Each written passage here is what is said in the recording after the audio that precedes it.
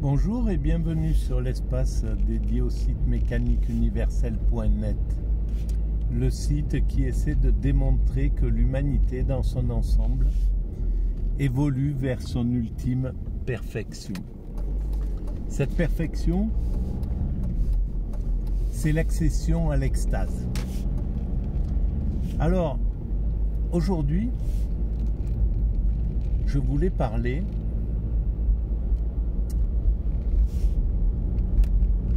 de la violence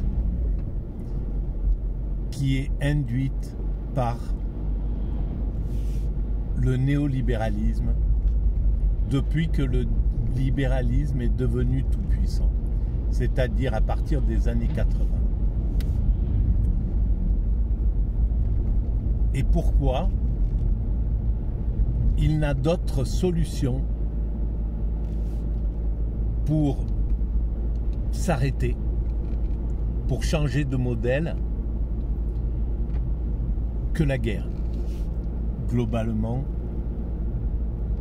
il ne sait pas s'arrêter par la conscience, il est obligé de s'arrêter par la violence. Et comme il est parvenu à devenir le maître du jeu, en somme, à neutraliser tout ce qui pouvait le contester, ou lui servir de garde-fou, ou l'arrêter, en somme. Tout ce qui était chargé de l'arrêter, c'est-à-dire les médias, il les a pris de son côté, en réalité, en les vendant à l'oligarchie, c'est-à-dire au patronat, puisque les oligarques qui détiennent TF1, CNews, la 8, BFM, etc., toutes ces chaînes, ce sont des oligarques. Et les oligarques, ce sont des grands patrons. Et les grands patrons sont fédérés autour du patronat, autour du MEDEF. Et donc, en fait, c'est comme si c'était le MEDEF qui avait les médias.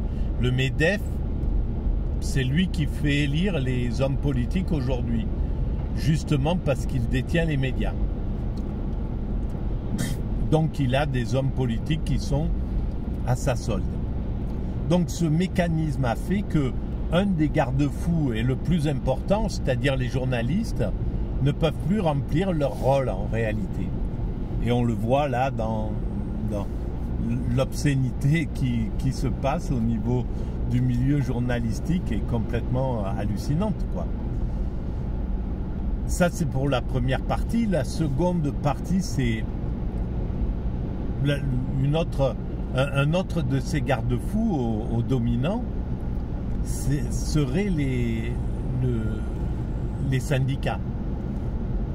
Et pareil, les syndicats, il a réussi à partir des années 80-90, il a réussi à les corrompre, à les maîtriser, à faire déjà que le syndicat le plus proche du gouvernement, c'est-à-dire la CFDT, soit le leader, devienne le leader en somme. Et que les syndicats qui sont comme la CGT, Sud, etc., qui sont proches des ouvriers en somme, plutôt et de la gauche, on pourrait dire, sont plus ou moins marginalisés. Et puis il s'est arrangé pour qu'il n'ait plus aucun pouvoir, quoi. On n'entend plus parler d'eux, ou très peu. Ils n'ont pas véritablement du pouvoir comme ils en avaient dans les années 70, où ils étaient une vraie alternative au patronat, quoi. Donc là, il y a la deuxième partie, il a réussi à l'anéantir. La troisième partie de ceux qui se sont chargés de maîtriser la toute-puissance des dominants, de l'État, en forme, des hommes politiques, eh bien, c'est les adversaires politiques. Là, actuellement, on pourrait parler de la gauche, la NUPES, je ne sais pas, voilà, ça ferait partie des adversaires et puis l'extrême droite, on pourrait dire, de l'autre côté.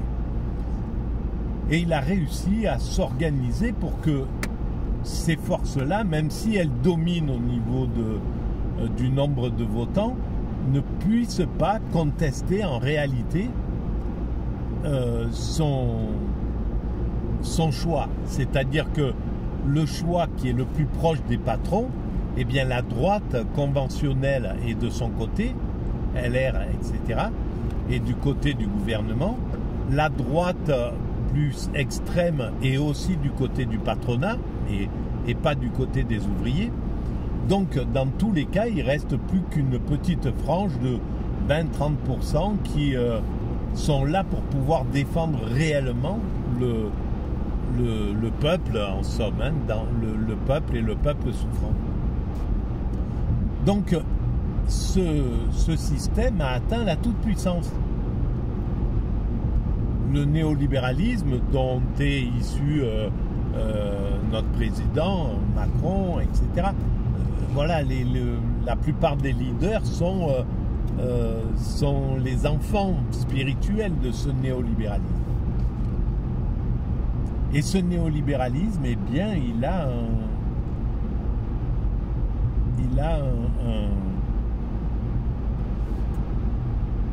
un défaut, c'est que à partir du moment où il est devenu tout puissant, il ne sait plus comment arrêter son offensivité, comment sortir de ce modèle, parce qu'il ne peut pas décider, dire bon, ben on va rendre les acquis sociaux qu'on vous a volés, en somme, hein, au peuple. Voilà, il y a tout un tas de trucs sur la retraite, sur le travail, tout un tas de choses qui ont régressé dans les 30 dernières années. Eh bien, on va réduire notre train de vie, le train de vie des riches, on va commencer à partager, etc. Ils ne peuvent pas le faire de façon consciente, c'est impossible. Il faut qu'ils soient poussés, qu'ils soient obligés de rendre les choses, en somme. C'est impossible que... Mais ça, c'est humain, hein. C'est-à-dire que si l'État se trompe en ma faveur de 20 000 euros, je ne sais pas, moi, les impôts m'envoient 20 000 euros comme ça, ben, je vais avoir du mal à aller dire... voilà, je vous rends tout ça, etc. C'est usurpé, c'est pas... Voilà. Par contre, ben, je vais attendre qu'ils choisissent, en somme, de m'obliger à les rendre. Et bien là, c'est la même chose. Donc, ils ne sont pas aptes,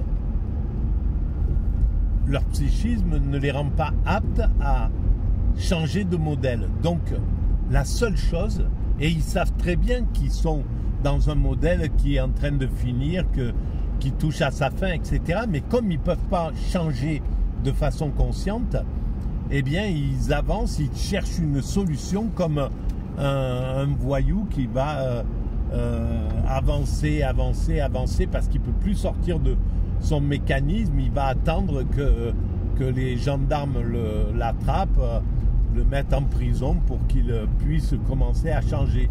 Pareil pour un ivrogne qui roule ivre-mort, etc.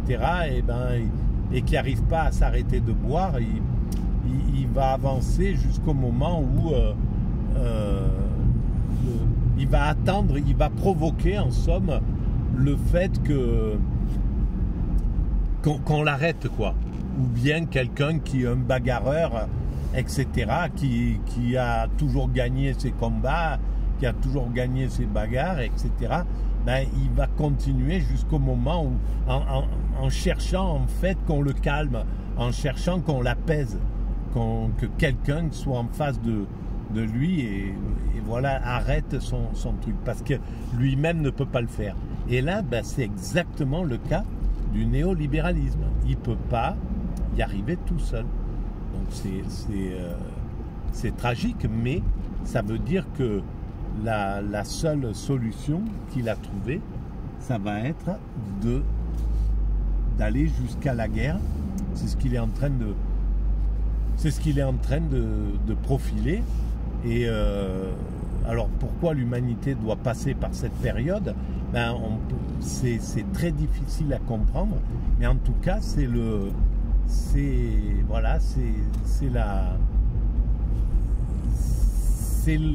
l'option qui semble s'orienter. Alors peut-être qu'à un certain moment le peuple va prendre un certain pouvoir et parviendra